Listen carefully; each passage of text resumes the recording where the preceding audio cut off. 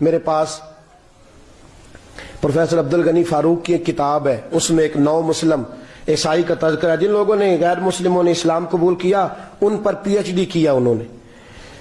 ایک عیسائی آدمی نے اسلام قبول کیا تو اس سے لوگوں نے پوچھا کہ تو نے اسلام کیسے قبول کیا؟ کہنے لگا ہوا یہ کہ ایک عیسائی نوجوان تھا، وہ ایک مسلمان نوجوان تھا، تو وہ یہاں آیا ہمارے ملک میں، شکار کرنے کے لیے نکلا، جانور کو گولی لگائی تو ایک نوجوان کو لگ گئی.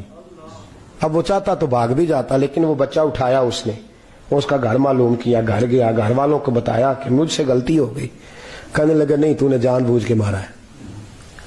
کہنے لگا وہ تمہاری مرضی ہے. کیس لگا، اس کو انہوں نے پھانسی کا حکم دے دیا. ایک دن وہ جو اسلام قبول کرنے والا ہے وہ ایس ایچ او صاحب ہے، انسپیکٹر صاحب ہیں اس علاقے کے، انہوں نے اسلام کو ان سے پوچھا جا تو وہ کہنے لگے نوجوان آیا تو میری کسٹڈی میں میرے پاس اس کا کیس لگا.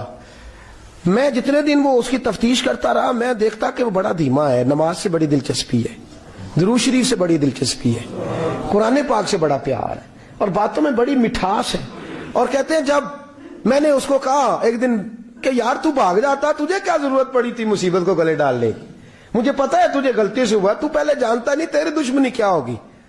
تو کہنے لگا میں کیسے بھاگ سکتا تھا، میرے نبی نے جو دین دیا ہے وہ دوسروں کی خیر خواہی کا مذہب ہے صلی اللہ علیہ، کیسے بھاگ سکتا تھا.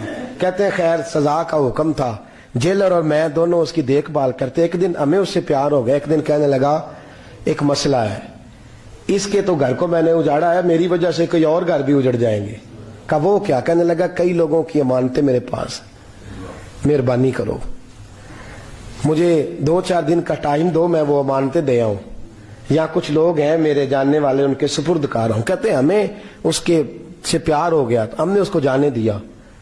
اب جس دن پھانسی لگنی تھی اس دن وہ آیا ہی نہ. اب وہ جو قاضی صاحب تھے، جج صاحب تھے، انہوں نے کہا کہ پھانسی لگے گی اس جیلر کو جس نے جانے دیا. کہ این وہ ٹائم جب جیلر کو پھانسی لگنی تھی وہ نوجوان بھاگا ہوا واپس آ گیا، بھاگا ہوا واپس آ گیا. تو وہ جیلر اور وہ انسپیکٹر وہ دونوں کھڑے ہیں. کہا کیوں دیر سے آئے؟ کہنے لگا کشتی میں بیٹھا تھا، اس نے ہجکولے کھائے، لوگ ڈوب گئے، میں بچ گیا. کہا پھر تو کیسے آیا؟ کہنے لگا تیر رہا تھا تو بڑی مشکل سے تیرتے تیرتے سارے رستے اللہ سے دعا مانگتا ہوں یا اللہ ایک میری وجہ سے پہلے گیا ہے، 2 اور نہیں جانے چاہیے. دعا مانگتا ہوا یہاں تک پہنچا ہوں. انہوں نے کہا یار تو زندگی بچا سکتا تھا، تو نے کیوں نہیں بچائی؟ کہنے لگا میں پہلے ایک کی لے چکا، اب تم دونوں کی بھی لے لیتا. اس نے کہا ہم تو عیسائی ہیں، تو مسلمان ہیں، مر بھی جاتے تو کیا حرج تھا. کہنے لگا کیسے مر جاتے؟ میرے نبی نے کہا ہے دین النصیحہ، دین دوسروں کا بھلا کرنے کا نام ہے، دوسروں کا بھلا کرنے کا نام. وہ اب کیا قریب اس نے بات سنائی، اس کو لٹکانے لگے تو وہ جو جلاد تھا وہ لٹکانے لگا. تو انسپیکٹر کہنے لگا اس کو رہنے دو، مجھے پھانسی دے دو. وہ کہنے لگا نہیں تم ان دونوں کو رہنے دو. جیلر کہنے لگا مجھے پھانسی دے دو. اب جب وہ سب لوگ کھڑے ہیں، پھانسی ہو رہی ہے، لوگوں کی آنکھوں میں آنسو ہیں. جج صاحب بھی کھڑے تھے. جج کہنے لگا تم تینوں چاروں کو رہنے دو، مجھے لٹکا دو اس کی جگہ پہ. لوگ رو رہے، تڑپ رہے. وہ بچے کے والدین بھی کھڑے تھے، وہ سارے کھڑے تھے.